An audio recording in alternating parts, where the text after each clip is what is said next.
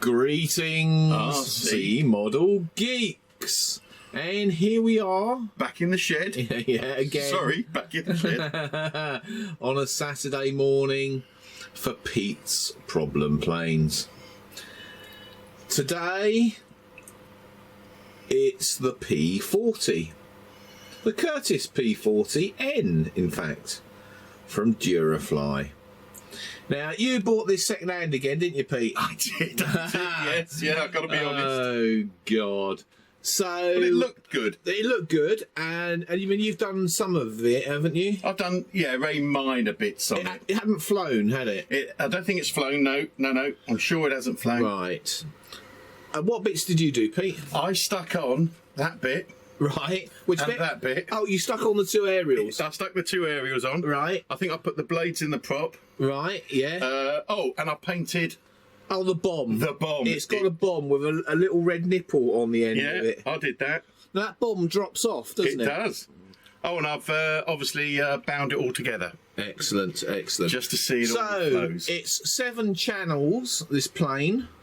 Your normal 4, plus droppable bomb, flaps, which are under there, and retractable undercarriage. It's a nice looking plane, isn't it? Yeah, not the simplest one for field. No, that is true. Now you can pull this hatch off to reveal the insides. Pete's got a what is that? 10 channel receiver in there. That's the Alternagy 10 channel. So we'll quickly look over it, I think, and see if we can find anything majorly wrong. I'm fairly sure there won't be. I mean, normally these Duraflys are pretty good, and as it's never flown, we shouldn't find too much wrong with it, should we, Pete? Maybe we ought to come back after I've flown it once. Unless you've done something to it, of course. Exactly. Yes. Nice plane. I mean, it's got everything, you know. Yeah. All right. Well, we'll have a poke around and come back to you if we find anything. We thought we would just take the spinner off the front and let you have a quick look at what's going on with the motor on this Durafly P40. Nothing wrong with it at all. We were just checking that everything is screwed up nicely. Remember, somebody else has built this, so it's always worthwhile checking these things. You don't want the motor falling off or something like that. The only other thing you haven't checked, Pete, after checking the screws, is to check that the cap head bolts here are done up tight. I was just about to do that. Oh, were you? Did I butt in too quickly? Right. Okay, so we'll do that and come back to you. But it looks, it's a nice plane. Can't knock it. Yeah, sweet. I don't know what it flies like, but yeah, nice engineering so far. A short Saturday. Could be. Although we have got another one. Oh, yeah. It's about twice the size of this one. Oh, excellent. So we've been through this with a fine-toothed comb. Really having trouble finding anything majorly wrong with it. The only things we did check were that these screws here were done up tight, and also on the flaps. And we also checked for the control movements, and the ailerons there was a little bit too much, and all we've done is just move them into the next hole on the servo to reduce the movement slightly. So Pete can demonstrate the flaps. They're 2-position flaps. There's the 1 position, and there's the 2 position, and then back down again, and again. And we've also got the undercarriage. Oh, hey, she's violent, isn't she? So they're rotating 90 degrees as they fold up. And that's not too bad. There is a little binding just here, but it's minor.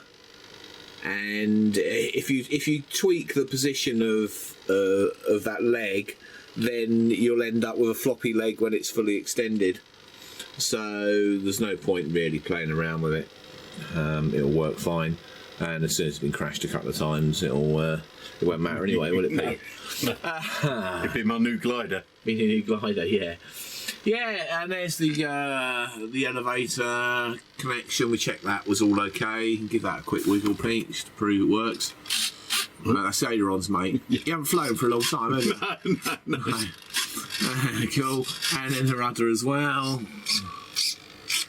And it just all works, really. Will the bomb come out? Oh yeah. Jumped out. That's clever, isn't You it? should be able to put it back in. Yeah, I'll give it another go. Here we go, watch this. Bomb's away. Hey.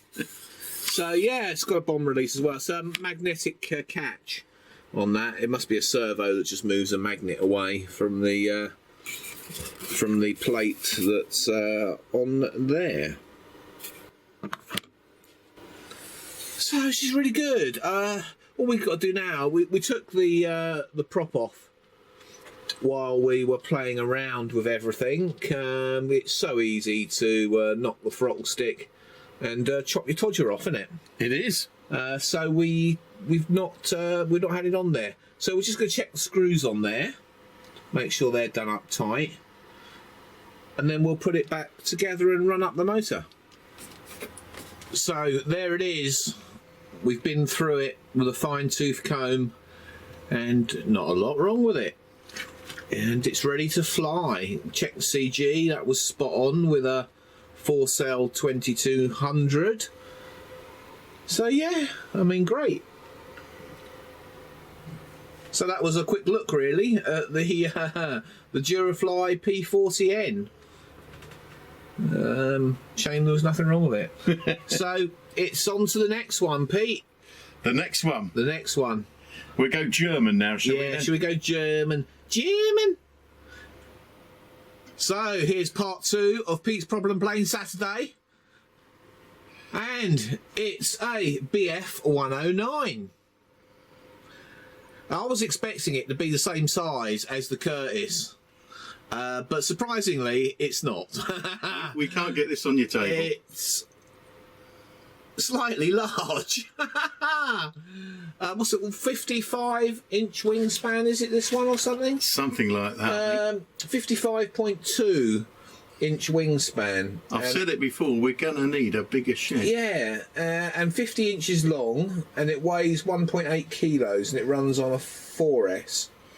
6 channels, 7 servos, and a brushless ESC. And there it is, and it looks bloody nice. It's a nice size, actually. Yeah, I like it. Flip it upside down, Pete. If you can. Hold on. If you can, flip it over in the shed. There you go. And there is the underneath. Retractable undercarriage. That's a beefy. And look, real size wheels. These are man size wheels. There's my hand. So yeah, proper wheels on that. Plastic undercarriage with metal inside it. But it's retractable. No flaps, but... No flaps. It's got the servo mounting holes for it. And there is a cutout for flaps, but they're not installed on this one, and a good job too, because there's no point making it overly complicated. This is a big model, and it's not very heavy. She's going to float quite nicely. So we're going to have a look at this and see what transpires. I don't know if it's flown at all. Again, I don't think it has. I don't think it has. Another second-hander, wasn't it? Yeah. So he's got a transmitter and receiver here. So we'll fire it up and see what works and what doesn't. Okay, so yes, we've got it in bits. Why, oh why? Yeah, I mean, from the outside it looked good, didn't it? Looked very good. But we came across a slight problem. The first problem was that the elevator push rods were a little bit stiff. and that is where they had glued the outer for these push rods right up against the side of the fuselage, and it was causing a kink, and so it was binding. The second problem, and this is the same problem I had on my Focke-Wulf 190, is that the outers that are here aren't secured to anything. So what you get, in effect, is a bending of the push rods with a load on them. So we've had to strip out the mounting for the servo, which is here, and we've remodified, we've redesigned it anyway slightly. And then we're going to put a plate, which is, here's the bodge version of it here. This plate is going to get glued back down in there, and the outers will go through slots and a hole in this piece of wood to support them at this end. We've also, the positioning, these two rods here are for the elevator, and they come from either side of the fuselage at the rear, down there, and end up here. Now, you'd think to get them sort of balanced, you'd have them sitting in the middle, which is quite sensible. Yeah, and then you've got the same amount of load with like bending and stuff on each one. It was actually designed to be like over one side, which was a bit stupid. So we re-engineered it so that it sits in the centre with the two wires together, and then the rudder push rod sits off to one side. So, yeah, that's it really. There is the mount. We had to cut the mount out. You can see it went in there. The mount was actually glued in pissed anyway, wasn't it? It was, yeah, a bit like yeah, it was that. like, yeah, it was like that. Well, slightly like that. So we've cut that out anyway, and we'll be gluing that back in straight.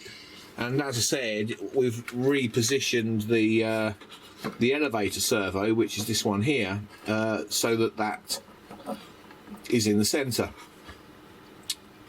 And it should all work now. So all we've got to do is put it all back together. Oh, it's also got in the tail, oops, that is a servo for the tail wheel, which is quite handy, which is basically moved sort of like that. There you go. There's a name for that, and I can't remember it. It's like an Archimedes something or other. But yes, there you go. So we're going to get on with putting this thing back together. It's a really nice plane, actually. You know, ignoring the upfucks, it's a nice plane. It's a nice size. Right, it's been a busy afternoon, isn't it, Pete? Well, I thought it would take about an hour. Yeah, that's right. You said to the wife, didn't you? I'll only be an hour this afternoon. 4 hours later. And it turned out to be a bit of a, yeah, a bit longer than we thought. So, what have we done to this plane? We've had the motor off. We've redid the mount. Somebody had shagged all the screws, hadn't they? Amazing, yeah. For holding the motor on. Don't know, let's see if we can see one of these, whether they'll focus or not. But yeah, I mean, there was no top left on that screw. So we had to replace them. When we did that, we got a bit of swarf in the motor, didn't we? So they stripped the bloody motor out. We did. And removed the swarf from the magnets. But that's all sorted. We've obviously done the push rods and sorted those out. If we lift that off here, oh, I'm caught up on the massive propeller.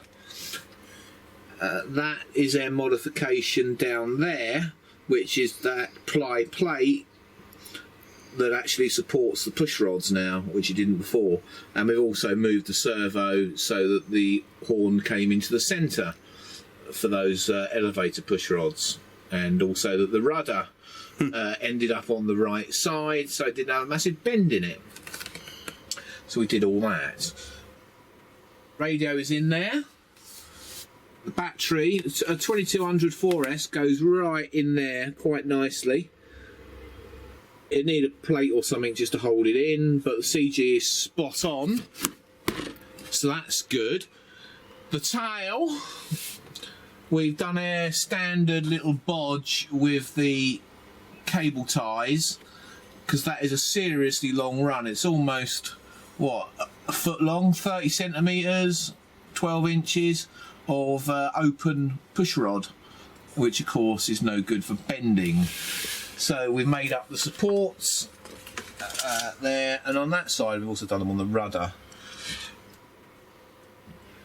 Yeah, that is it really. I finished off with the aerial. Oh, we did an aerial. Nice yeah, little, I made a nice little aerial.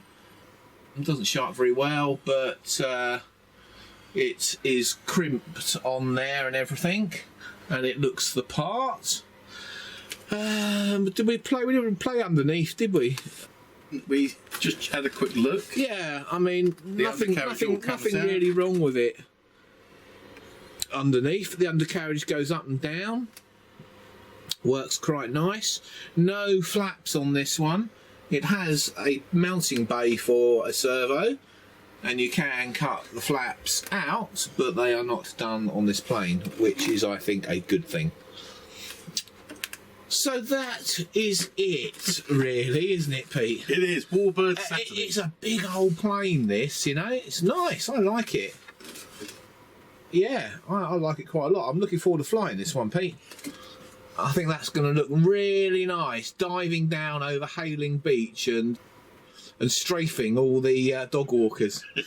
Well, with the one this morning, we can drop a bomb, can't we? Well, yeah, that's true. That is very true. Yes. Awesome, awesome.